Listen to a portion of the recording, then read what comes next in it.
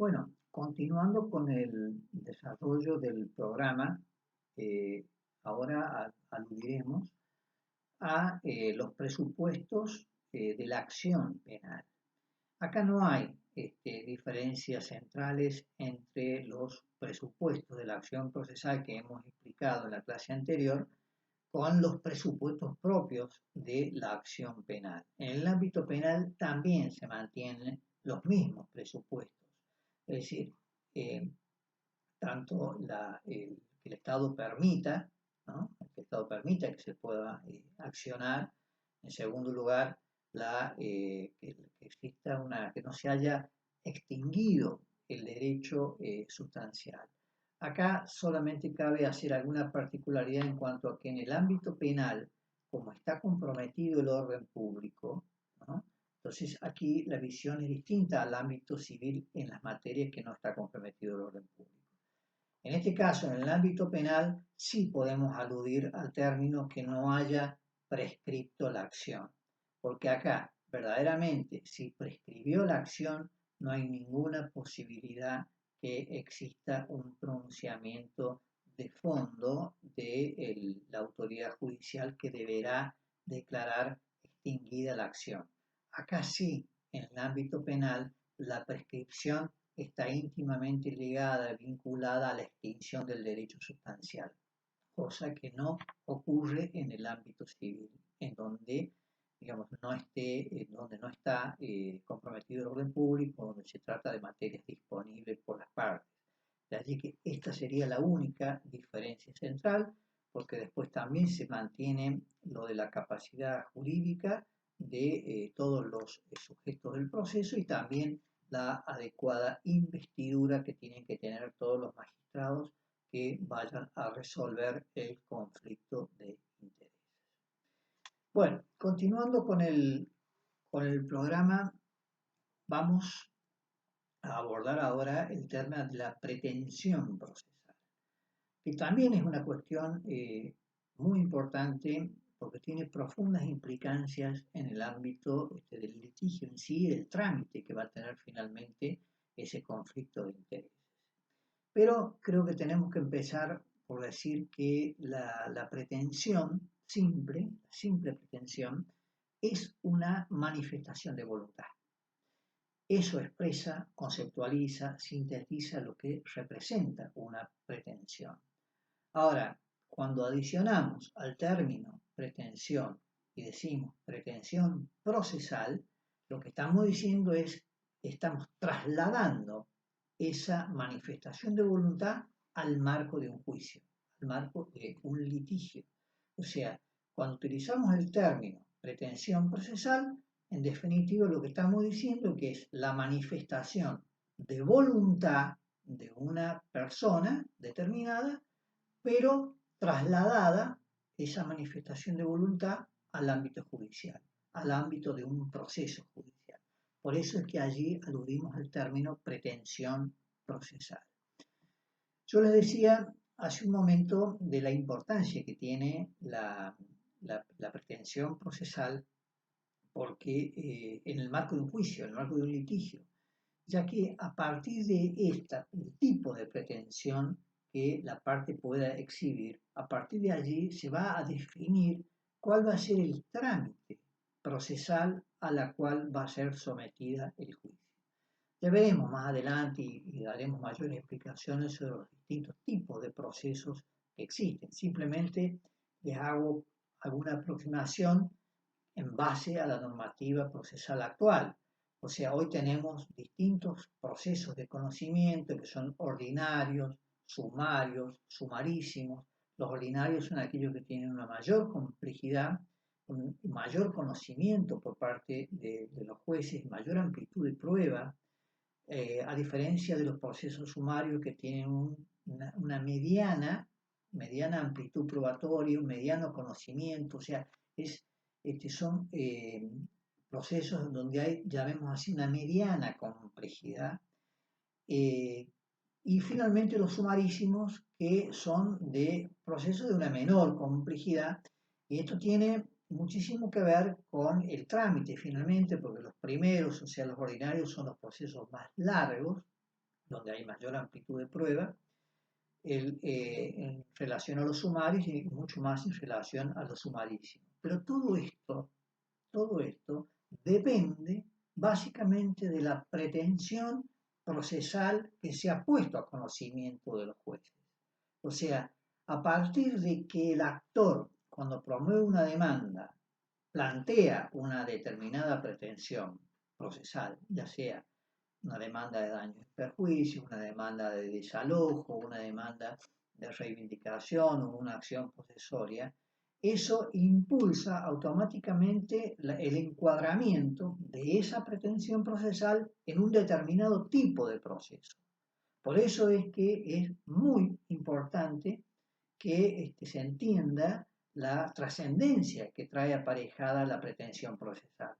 Define, direcciona cuál va a ser finalmente el tipo de proceso al cual se va a someter tal pretensión procesal. Por eso decimos de la enorme trascendencia que tiene la pretensión en el marco de los procesos judiciales.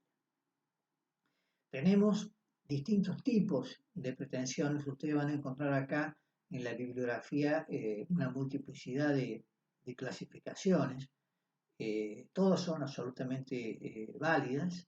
Yo simplemente les doy una para que ustedes la tengan presente, simplemente, pero esto no excluye que ustedes puedan visualizar algún otro tipo de clasificación de las distintas pretensiones procesales. Hay una que creo que me parece bastante amplia y contenedora, que dice que tenemos por un lado las llamadas pretensiones declarativas de derechos, pretensiones declarativas de derechos. Dentro de estas tenemos las acciones simplemente declarativas, las acciones declarativas de condena y las acciones declarativas de constitución. O sea, las acciones simplemente declarativas son aquellas que procuran hacer cesar un estado de incertidumbre jurídica o fáctica que resulte imprescindible para las partes a los fines de luego poder avanzar en alguna pretensión sustancial. Esto está definido y se desprende de los términos del artículo 322 de nuestra normativa procesal, pero básicamente es ese el objetivo central que traen aparejado o que buscan las acciones simplemente declarativas, aunque hoy han tenido algunas derivaciones prácticas que han hecho que las acciones simplemente declarativas finalmente terminan resolviendo el conflicto de fondo, o sea, se le está dando una mayor amplitud, no solamente hacer cesar un estado de incertidumbre para luego promover una acción principal o una pretensión principal, sino que ya a partir de resolver, de dilucidar ese estado de incertidumbre, indirectamente estamos resolviendo la cuestión de fondo.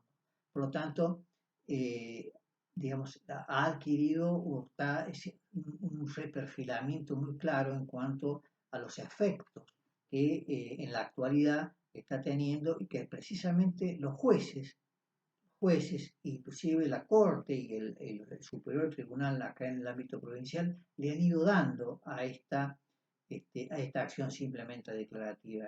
O sea que lo que se presenta como simplemente hacer cesar un estado de incertidumbre, termina resolviendo el conflicto de fondo. Por eso es que les dije recién como que el concepto originario que teníamos de la acción simplemente declarativa ha ido como mutando, ¿no?, en función de la jurisprudencia.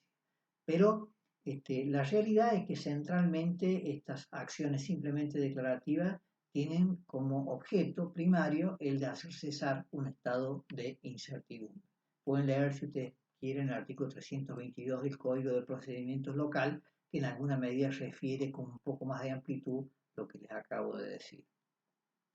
Decíamos que teníamos en primer lugar las pretensiones declarativas de derechos. Dentro de estas pretensiones declarativas de derechos tenemos la acción simplemente o las acciones simplemente declarativas, pero también tenemos las acciones declarativas de condena.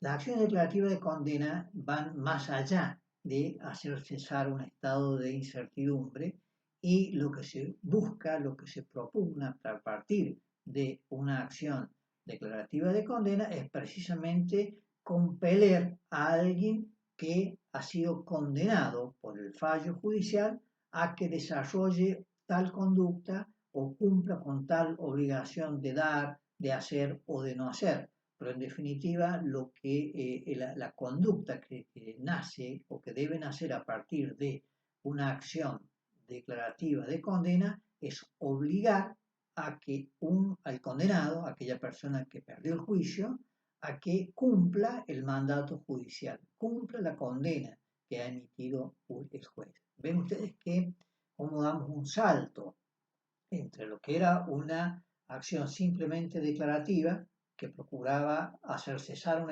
estado de incertidumbre a una acción declarativa de condena en donde ya no solamente el pronunciamiento busca hacer cesar un estado de incertidumbre, sino que también tiene carácter coercitivo, o sea, en el sentido que va a forzar que una condena que va a tener que emitir el magistrado resolviendo el conflicto de interés. O sea, hay una diferencia importante. Finalmente, también dentro de las pretensiones declarativas de derechos tenemos las acciones declarativas de constitución.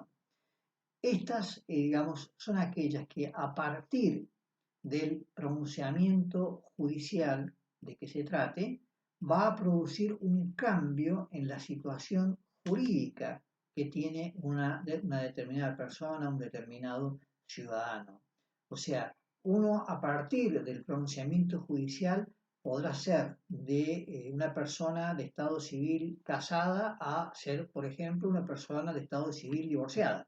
O sea, cambia, se constituye un nuevo estado jurídico de la persona a partir de ese fallo judicial, que también se puede manifestar en otras circunstancias. O sea, una persona a partir del pronunciamiento se podrá transformar en acreedor en base a un fallo judicial de una determinada persona o deudor en base al fallo que se haya emitido o dictado.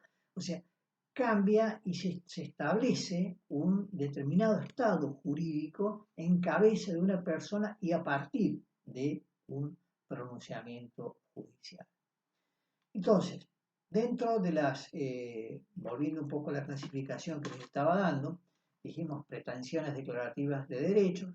Dentro de estas pretensiones declarativas de derechos tenemos las acciones simplemente declarativas, acciones declarativas de condena y acciones declarativas de constitución. También tenemos las pretensiones cautelares. Así como hemos explicado las pretensiones declarativas de derechos, también tenemos las pretensiones cautelares. Dentro de las pretensiones cautelares son aquellas que básicamente buscan el aseguramiento del derecho que pueda emerger de la sentencia definitiva que se dicte en su momento. O sea, lo que buscan es asegurar que el derecho que nazca de una sentencia definitiva pueda ser realmente cumplido. O sea, es una finalidad cautelar, protectoria, de aseguramiento de que realmente el pronunciamiento judicial vaya a ser o pueda ser finalmente cumplido. O sea, reitero, tiene una finalidad de protección del derecho. Entonces, no es el derecho mismo, sino es la protección del derecho que pueda nacer o emerger de una sentencia judicial. Por eso decimos que hablamos de pretensiones cautelares, que es lo que busca un embargo preventivo, o es lo que busca un secuestro, es lo que busca un reconocimiento judicial, es lo que busca una medida de no innovar, o una medida cautelar innovativa. Son todas medidas cautelares posibles que lo que buscan es precisamente que el juicio transcurra, que va a llevar su tiempo, pero que a través de una medida cautelar podamos asegurar de que realmente cuando termine ese juicio, la sentencia que allí se dicta pueda ser efectiva, pueda ser útil, que pueda ser realmente cumplida, porque si no, corremos el riesgo que en el tránsito que va desde que empiece el juicio hasta que termina, es factible que cuando termine el juicio ya no tengamos formas o posibilidades de cumplir la sentencia.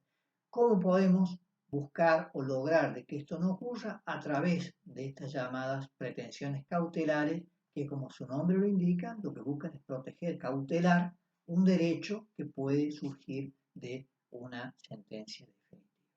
Ya se explicarán cuáles son los requisitos propios de las pretensiones cautelares, que lo veremos en unidades más adelante y también en procesal especial el año que viene. Y finalmente, así como teníamos las pretensiones declarativas de derecho, dentro de estas las acciones simplemente declarativas, acciones declarativas de condena, acciones declarativas de constitución, explicamos las pretensiones cautelares, también tenemos las pretensiones ejecutivas, que refieren a la ejecución coactiva de un derecho que nace de una sentencia definitiva o pasada en autoridad de cosa juzgada, o bien la ejecución de un derecho que nazca de un título ejecutivo, cheque o pagaré, a quien la ley le confiera carácter ejecutivo. Entonces, son dos modalidades que pueden generar, pueden manifestar una pretensión ejecutiva. O sea, la característica que tenemos acá es que no estamos ya en una etapa de evaluación plena o absoluta. Simplemente lo que estamos buscando acá es la ejecución de un derecho que nazca de una sentencia, por ejemplo, una condena judicial, ¿no?, que ya fue evaluada. Entonces, pero si no se cumple, tienen que ustedes promover o exhibir, manifestar su pretensión para ejecutar ese pronunciamiento judicial que se ha dictado. Bueno, eso es una pretensión típicamente ejecutiva.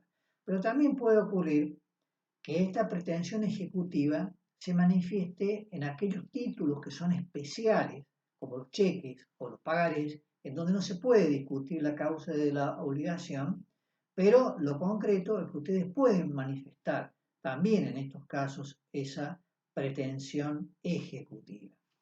Por eso es que me parece que esta es un poco una clasificación muy amplia y que contiene básicamente la totalidad de las pretensiones procesales que se pueden desarrollar, que se pueden materializar en el ámbito de un proceso judicial.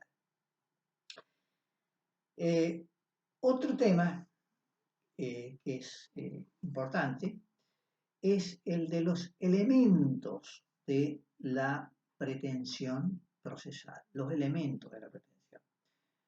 Para entender cuáles son los elementos de la pretensión procesal, solo nos basta observar, mirar a dos o más partes litigando en el marco de un proceso judicial.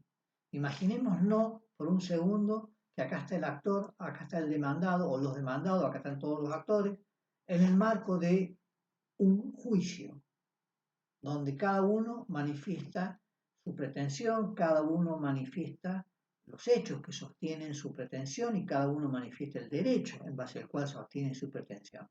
Miremos ese cuadro imaginario de partes litigando en un proceso judicial. ¿Y qué vemos allí? Ahí vemos sujetos, ahí tenemos el primer elemento, sujetos, actor, actores, demandados, reconvenientes, reconvenidos, sujetos.